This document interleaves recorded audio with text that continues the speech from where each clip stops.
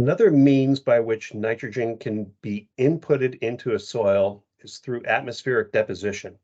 So how does this happen? It happens naturally, and it happens through essentially anthropogenic sources. So naturally, point letter A, electrical discharge from lightning can oxidize nitrogen from the atmosphere to nitrate, NO3.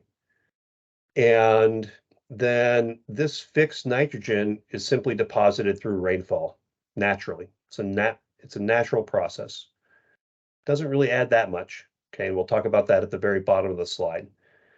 There is atmospheric nitrate and ammonium from other sources that can be deposited as well. And so you can have deposition of ammonia or ammonium from feedlots due to ammonia volatilization from feedlots. I don't know if anybody in this class has ever been on a feedlot, but if you walk by, sometimes they smell like ammonia gas.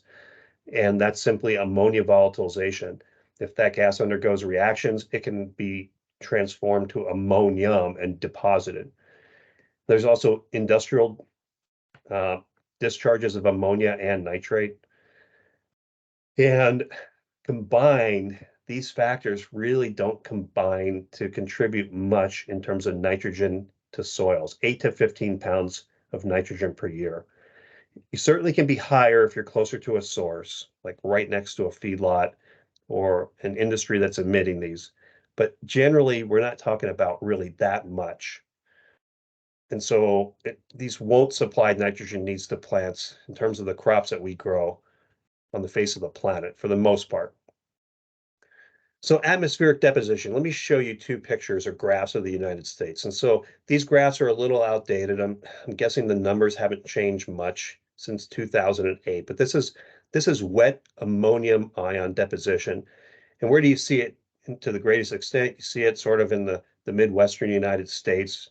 And a lot of this is due to confined animal feeding operations of cattle that have generated ammonia volatilization that subsequently redeposited on our soils.